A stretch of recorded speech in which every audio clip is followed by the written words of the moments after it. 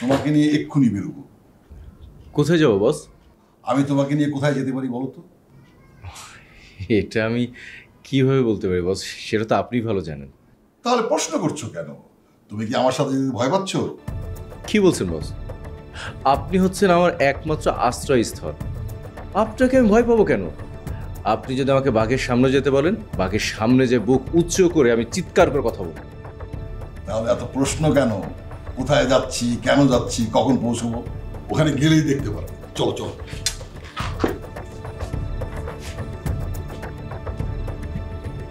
তোর এমনি আসতে রাস্তায় কোনো সমস্যা হয়নি তো?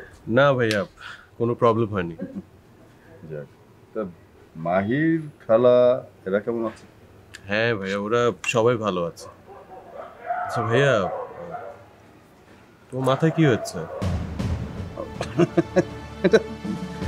তেমন কিছুই না, মানে এই আসার পথে রিক্সায় একটা ধাক্কা লেগেছিল ছোট্ট। যাক, বাদ দে এটা।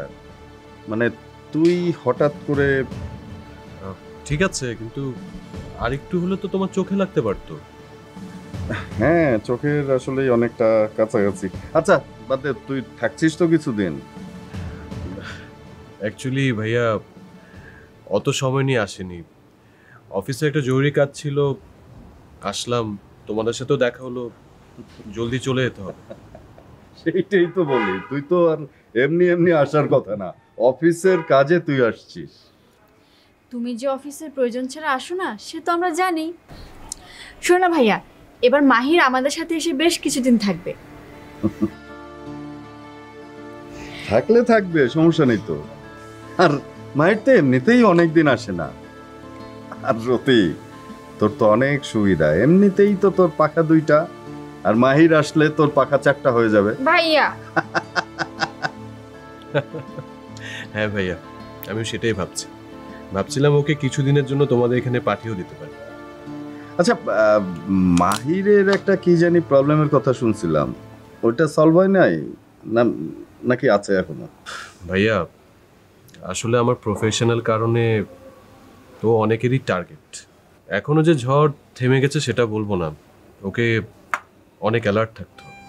আর এখানে কিছুদিন থেকে গেলে আমার মনে হয় ওর জন্যই ভালো হবে। তো তোর সাথেই তো ওকে নিয়ে আসতে পারতি। আরে ভাইয়া, আমি বললাম না, আমি তো খুব তাড়াহুড়া করে এসেছি, আমার তো ওকে নিয়ে আসার কোনো প্রস্তুতিই ছিল না। আচ্ছা ঠিক আছে, তুই এখানে একটু আরামে রেস্ট নে। রথি, চল, তুই ওকে ডিস্টার্ব করিস না।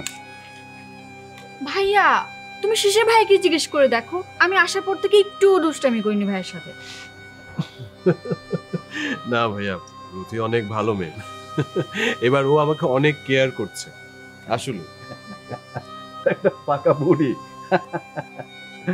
চল চল চল।